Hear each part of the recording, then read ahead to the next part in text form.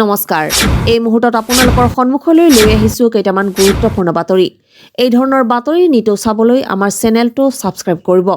আজিৰ প্ৰথমটো খবৰ হ'ল আজি ঘোষণা হ'ব 2024ৰ সাধাৰণ নিৰ্বাচন আজি বিয়লি 3 বজাত এক প্ৰেছ বাৰ্তাযোগে ঘোষণা হ'ব গোটেই দেশৰ সাধাৰণ নিৰ্বাচনৰ লগতে 5খন ৰাজ্যৰ বিধানসভাৰ দিন আৰু ঘোষণা কৰিব ভাৰতৰ নিৰ্বাচন আয়োগে আজিৰ পৰৱৰ্তী খবৰটো হৈছে কাবলবৎ কৰি অসমৰ মুখ্যমন্ত্ৰী হিমন্ত বিশ্ব শৰ্মা আৰু ভাৰতৰ প্ৰধানমন্ত্ৰী নৰেন্দ্ৰ মোদী চৰকাৰে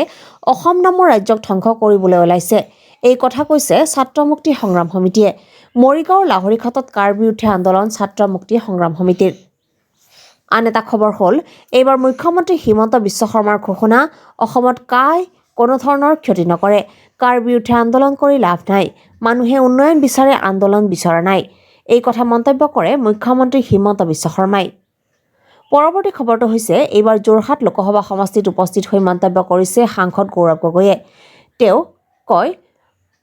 মই এজন পিতৃহাৰা ল'ৰা মোৰ অভিভাৱক নাই অসমৰ ৰাইজ মোৰ অভিভাৱক মই কাৰো বিৰুদ্ধে তৰল মন্তব্য নকৰোঁ মই কথাৰে নহয় কামেৰে উত্তৰ দিম এই কথা মন্তব্য কৰে যোৰহাট লোকসভা সমষ্টিৰ কংগ্ৰেছ দলৰ প্ৰাৰ্থী সাংসদ গৌৰৱ গগৈয়ে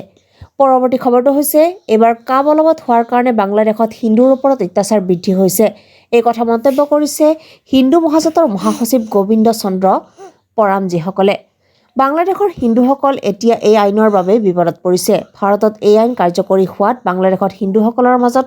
আতংক বৃদ্ধি হোৱা বুলি দাবী কৰি বাংলাদেশ উচ্চতম ন্যায়ালয়ৰ এই আইনজ্ঞগৰাকীয়ে কয় 2014 চনৰ আগলৈকে যিসকলে ভাৰতলৈ গৈছে তেওঁলোকেহে কেৱল নাগৰিকত্ব পাব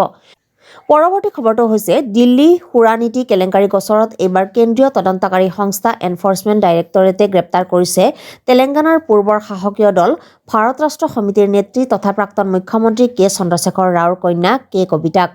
বিআৰএছৰ নেত্ৰীগৰাকীক গ্ৰেপ্তাৰ কৰাৰ পাছতে ইডিয়ে তেওঁক দিল্লীলৈ লৈ যোৱা বুলি জানিব পৰা গৈছে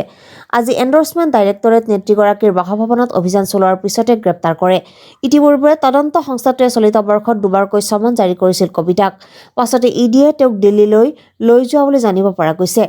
আজি এনফৰ্চমেণ্ট ডাইৰেক্টৰেট নেত্ৰীগৰাকীৰ বাসভৱনত অভিযান চলোৱাৰ পিছতে গ্ৰেপ্তাৰ কৰে ইতিপূৰ্বে তদন্ত সংস্থাটোৱে চলিত বৰ্ষত দুবাৰকৈ সমন জাৰি কৰিছিল কবিতাক